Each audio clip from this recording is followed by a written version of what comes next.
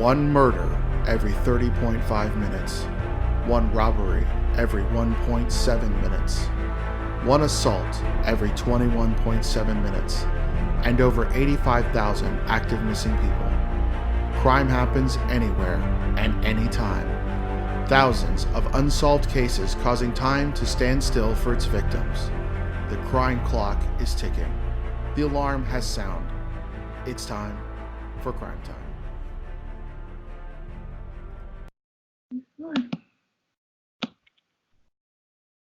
It's time for crime time.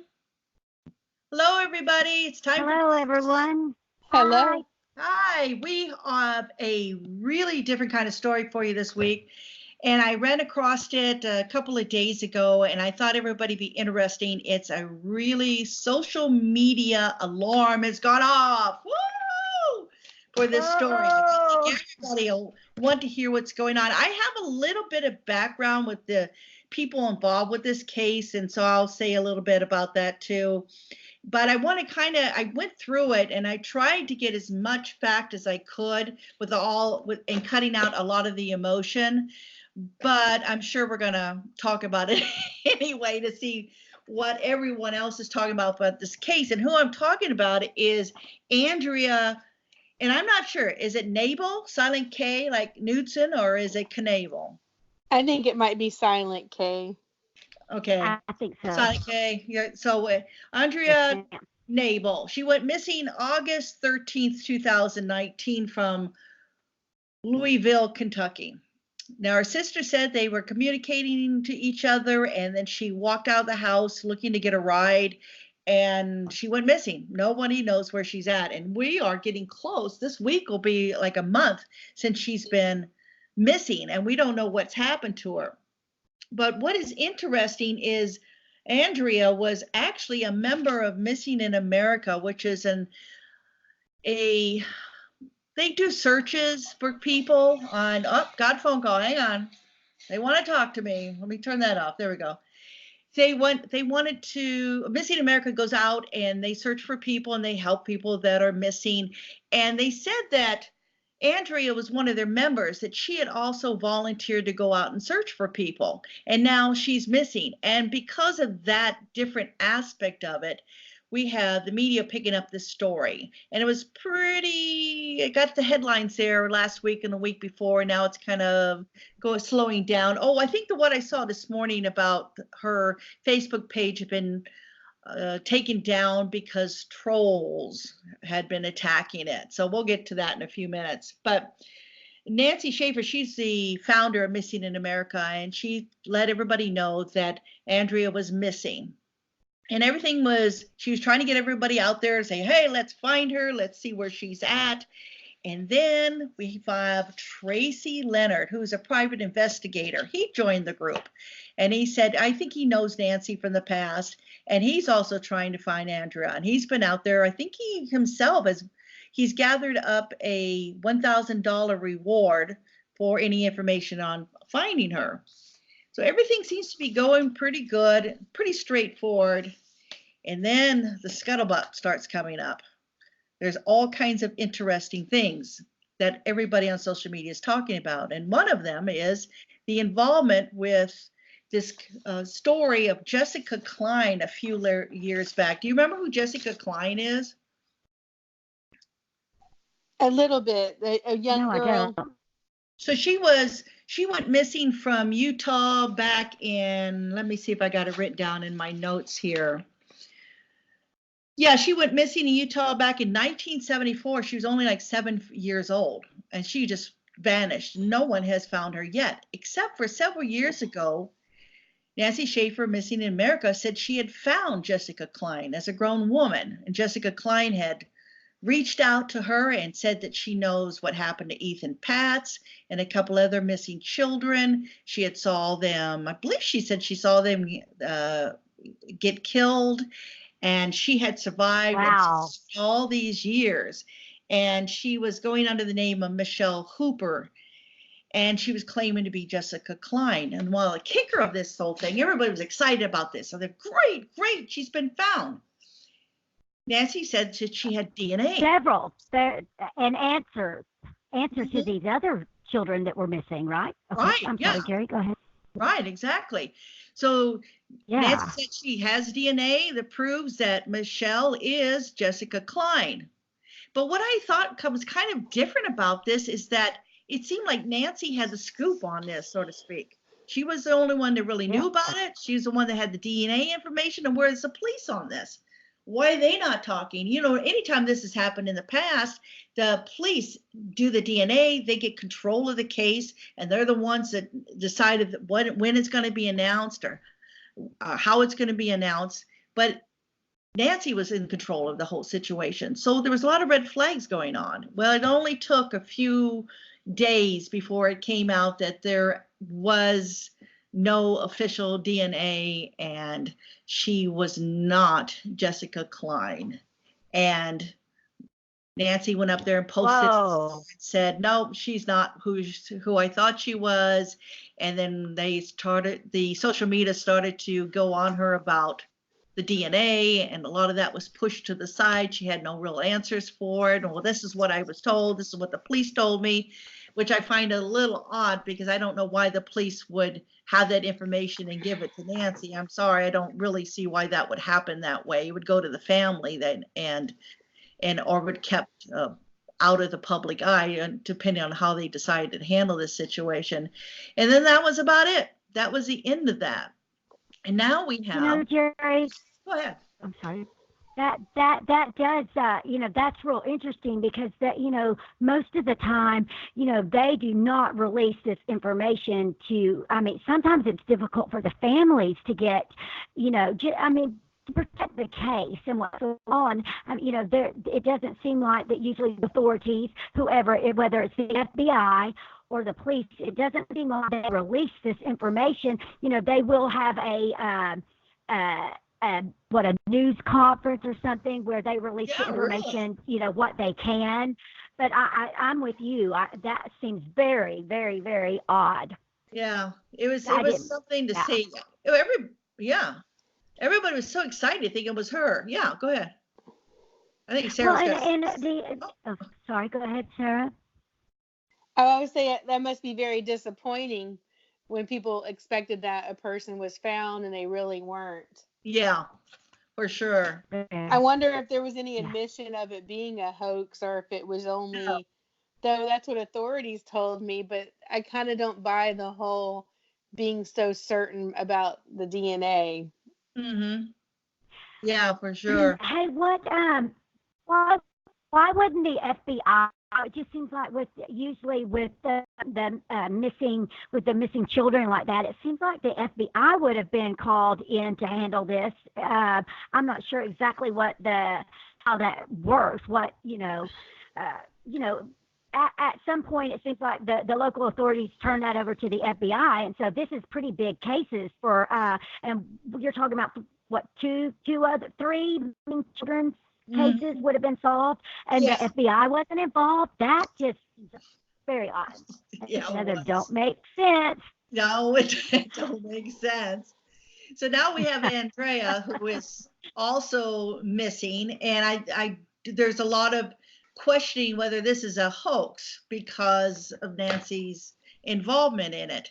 And I went back and I did a little research, and I also found that Tracy Leonard, I mentioned that before, he's a private investigator, he's involved. So everybody has good thoughts about him and they trust him. So I'm sure, and also I found out that Dwight Mitchell of the Louisville Metro Police Department, he's involved with this too. So we do know that Andrea is missing. We just don't know where she is.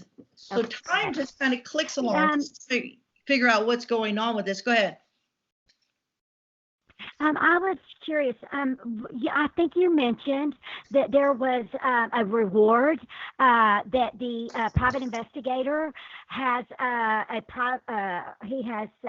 raised $1,000 for information. I think that's awesome that he's taken initiative in doing that. But I don't know, ladies. this seems like a very low number, to actually get people to come forward and give pertinent details. It just seems like normally that when you have a missing person and a reward, it seems like that amount is usually much higher. Am I right? I mean, something just seems... Right. And it could be because of things that have happened in the past with the Missing in America organization, and the rumors have gotten out, or the about this, and it's not rumors, it actually happened. The information has got out about this, and that might be why no one is donating to her reward. Maybe they don't know what to believe. Right. They don't know what to believe, and they also may not be sure where the money is going to. They might be worried about that too. They might think it's going to somebody's personal pockets instead of going to help her. Then I found I found some interesting information from Nancy Schaefer's ex-husband, whose name is Thomas Smith. He actually has been posting on social media, and you might find this kind of interesting too. He said that, I'm quoting him. He says, I'm out. Let me go back to the very first one. He says that, where are you, Mr. Smith? Here it is. So I got to shuffle these papers around. I got a big stack here. I want to make sure I wanted to get the information right. But he said that Thomas Smith said that Danville police called to search my house for Andrea, the girl missing out of Louisiana, the maid of honor in my wedding. So that's how close they knew each other. I let them. They came back 10 minutes later with a warrant for my arrest, shake my head, child support, $6,000 bond. I'm at the jail now. I'm blankety blank. I try you all. So evidently, the police went over to Thomas Smith, who is Nancy's current or ex-husband, and looking for Andrea at his house, and they did not find her there. Interesting that it would come to law enforcement searching the spouse of a person at Volunteers Finding the Missing, which, by the way, I think you mentioned that Andrea Knabel was also a volunteer with this organization. Mm-hmm. So the person initiating a lot of the I guess maybe the original page on Facebook, mm-hmm. Is known as her friend, and also organizational coworker, like your volunteer peers together. But that's interesting. Well, that sounds like that they're closer than that. If she was a what did you say, a bridesmaid in the wedding? So we're talking about pretty close friends. Right. Hang on a second, guys. I ran out of recording, so I don't know. I must have did something wrong. So let me do a fresh recording.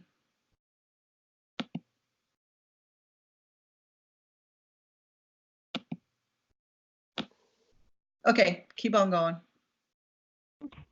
I was just I thought it was interesting that I mean, not only these ladies, they work together. They're also personal friends.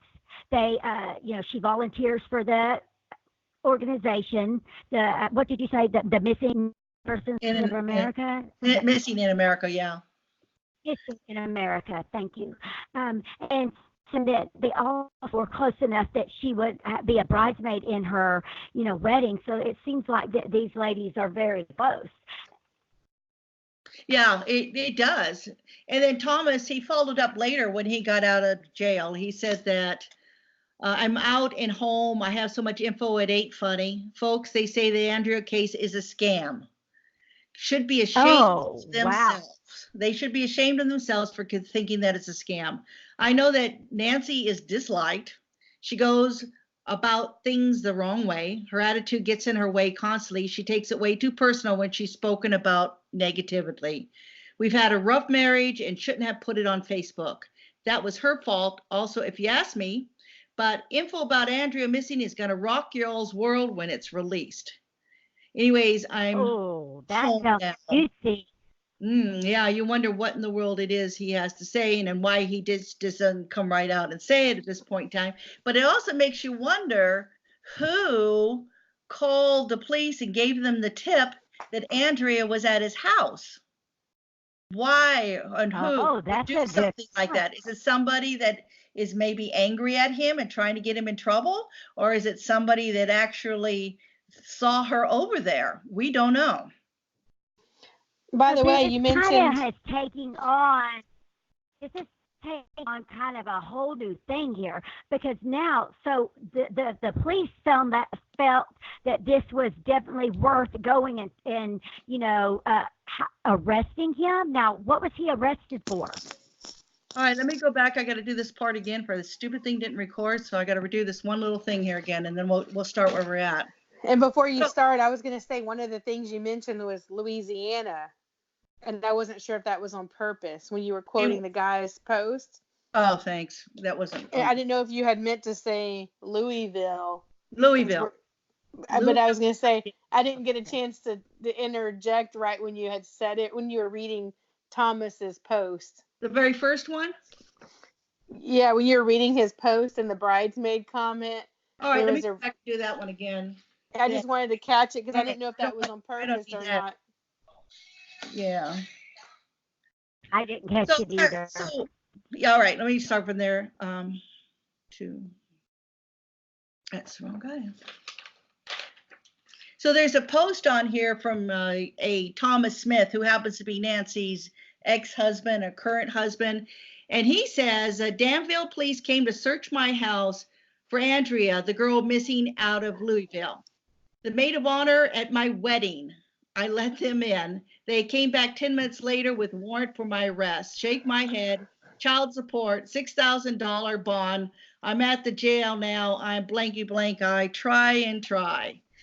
So what's going on there? And then he follows up with a second post a little bit later that says, let me get to it. I'm out and home. So this is the next day. He says, I'm out and home. He posted on social media.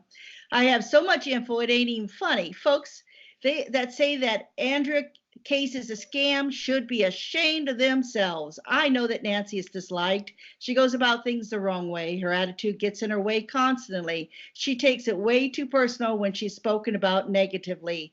We had a rough marriage and shouldn't have put it on Facebook. That was her fault, also, if you ask me. But info about Andrea missing is going to rock y'all's world when it's released. So what does he know that he's not saying? Maybe that's why police were sounds suspicious. Like a prime time alarm right there. Right, fire alarm. Right? I mean, that, yes. And you have to wonder. I have to say, I want to know what he is going to say. I'm dying to know what this information is and why, like you said, Jerry, why is he not telling us?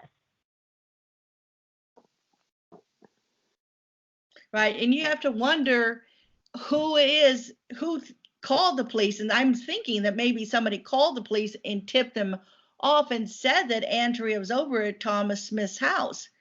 And maybe somebody with a vendetta, or maybe somebody actually saw her over there. We don't know which one it is. Well, that would be, I mean, I would love to find that out. If anybody has that information, please let us know, because it's interesting. Why did they go to is there an ex-husband or a current husband?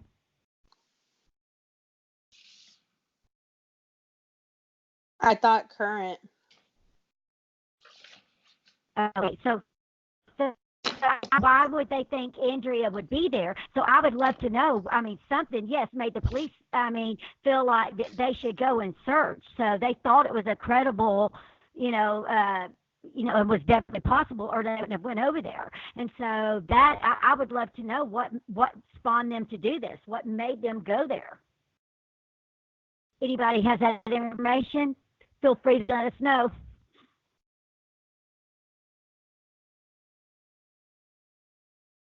Well, one thing I was going to say, that's why we're talking about this social media buzz, is that instead of the attention being on the missing person, it's surrounded by a lot of drama of, is this a valid missing persons case, and what are the basic facts?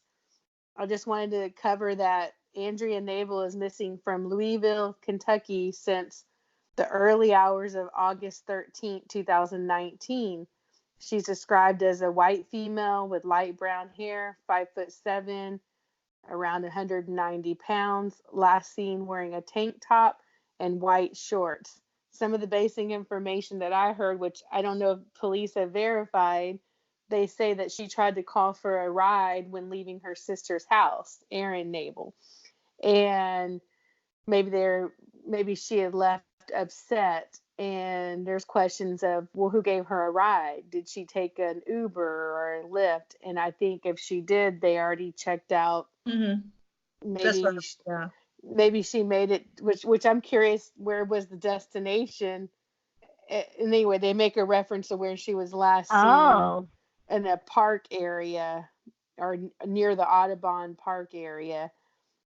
Anyway, one of the unfortunate things is by the middle of September she would have been missing about a month.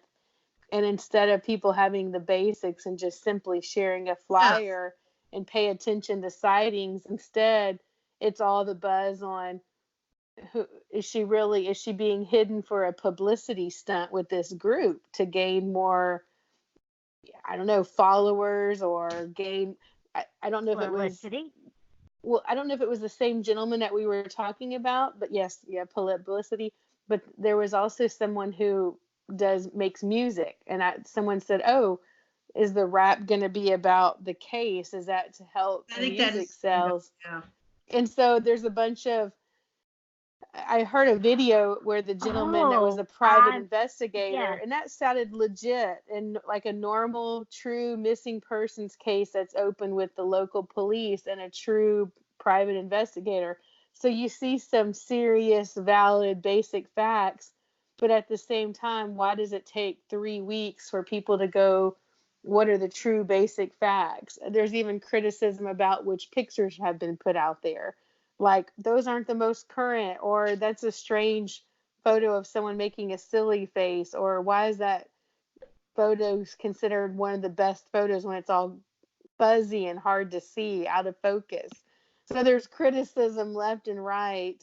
If you try to go Google this case, you're not going to find much, but you type in her name on Facebook, you'll find her different accounts, you'll find people who have tagged her, you'll find multiple discussion groups. Even the question of, wait a minute, I thought there already was a group. Why is there another one? And so the other one got supposedly created to try to go forth with, when you try to call numbers with tips, that the number went directly to police, versus the other group might go directly to her friend. Yeah, I ran across a post earlier today. When was it put up? I guess it was put up today. And we talk about criticism, and it comes from Victim News Online. And they pretty much say, we believe it's time to provide an update as to what we've been able to confirm regarding the disappearance of Andrea Knabel.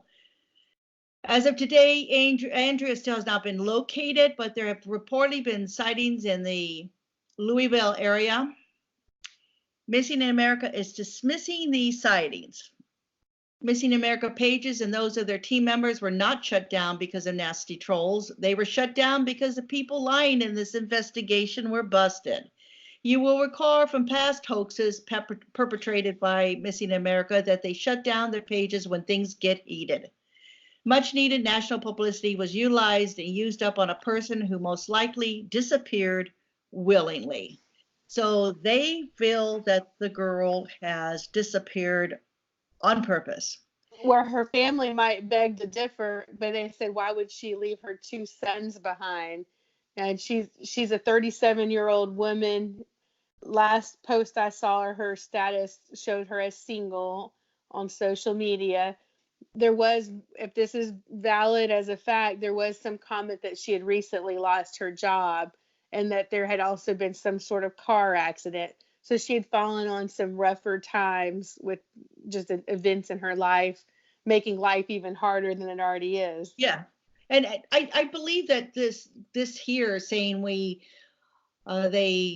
that they don't care for Nancy. They don't like her at all. They don't get along. I'm assuming that's what's going on here and I know that they're trying to say we want to clear the air. We don't think that she's really missing, but I think that's a dangerous, very egotistical point of view. Are you that sure that you could make a statement that she's not missing and no one should be looking for her? I don't think anybody can say that. And I don't think anybody should, because if anybody listens to this and they say, "Oh well, she's not really missing," one of the most detrimental things that happens with runaways is that same thing when the police say that they're runaways, so that people don't go looking for them. So you can't even hint that the person Right. may be gone on purpose, because if you do, people stop looking for them. And what if she is out there by herself and she needs help or she's lost and people don't look now because of this kind of information? To be, I mean, being held against her will. I mean, we just don't know what's happened. And so I'm with you. I think that's really reckless for them to that with there being definitive proof. Now, I'm not going to say, Jerry. I mean, I will say some of this is. I mean, it makes you stop and think, and my mind is going different directions here. I mean, I can't help but think, okay, there are some definite problems with this situation. One of the things was the reward, and I think we talked about that. I mean, they've been able to raise $1,000 for a reward for information about her, and that just seems like such a low number. And again, we said, and why did you think that was, Jerry? Maybe because people are afraid to give because maybe it's not being used properly. Yeah. Yeah. Well, I don't know. I mean, that's really concerning to me. If and see, I'm already going. If she's missing, so we have no reason to think that she's not missing. I mean, she's obviously has went someplace. Her family doesn't know where she's at. She's a mother. Her children, are concerned, don't know where she is, and so I think that that the only choice that we have is to treat this like any other missing case. To be responsible and so that, that something horrible, if there's still a chance to save this lady, we do, So like Sarah said, Sarah gave a good description what she was wearing. So, please, if anyone has information, please come forward and bring this lady home to her family. So, Yes. and I feel terrible that all this other, I don't know what the right word for it is, all of this, smoke film of other stuff that really shouldn't have anything to do with this case. And it's really kind of disgusting because if they're using this to drive publicity, then it really, that's a problem, and there should be something done. And again, I would like to know why it is that they felt that the police felt that it warranted going to the house of Nancy's husband to search for her. Also, what made him go there? That would be very interesting to know. I wanted to mention, I don't know how much is on the family. There was some video clips showing Andrea's dad and showing Andrea's sister. So seeing a lot of efforts from family. I'm looking at something that may or may not have been posted by the group that she helped volunteer with, that mentioned who was the last person to see Andrea, her sister Erin. Where was she last seen? Walking on foot towards the fire station from the 4000 block of Fincastle in Louisville, Kentucky. Who reported her missing? Her sister Erin. The case number was filed with Detective Lauder on Saturday, August 17th. So she was last seen in the early hours by her sister on, that would have been a Monday, I believe. No, Oh, Tuesday, the and early that is hours of Tuesday, August Mhm. 13th, which is interesting. There's a few days there. One of the flyers had said endangered missing. And I thought, if you left your sister's house, your car's been inoperable from a car accident, maybe you're short on money because of not having your job and all this. I don't know where the sons were at the time, so her getting rides or her being expected to, you know, your duties as a mom. I don't know her how much, shared custody or who helped, family helping with the boys. I think they might be with one of Yeah. the family members. But it is kind of interesting.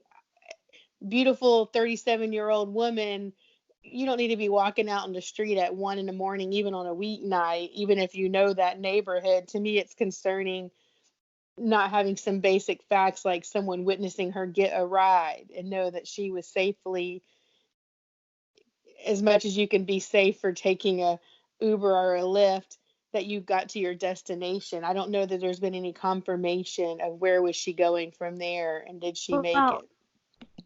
and if I can intervene here just a second, I believe that I read that she only lives a few blocks from her sister. And something that we need to say is that her sister indicated that they talk on a daily basis. And so, that is an important factor because she has not heard from her, and so this is alarming to the sister. And so I don't know anything about the neighborhood that they live in, and so but it did mention, and this was on the NBC story where they were covering this, and it said that she did talk to her sister on a daily basis, so it might not be that unusual. If they only live a few blocks, and it states that they do their yard work together, and so they spend these are sisters that spend a lot of time together, and apparently that this girl, she spends her free time doing things with her sons. I think that it's there's 6 and 8, and Yes. so that they spend a lot of time taking the kids swimming and doing yard work and stuff together. So this sister, I just wanted to intervene that because Sarah, that's important. Is that this is someone that sees her, and talks to her sister, every day, and so she is very alarmed, and so that's why she reached out to the authorities. She knew something was wrong, right? Right. Yeah, she still does. Yeah, and her sister is, I remember in the beginning, she was she did get pretty testy with a lot of people on Facebook that were asking questions about things. And I suppose when you're under that much of an emotional situation like that, you're not going to be maybe the most politest person in the world.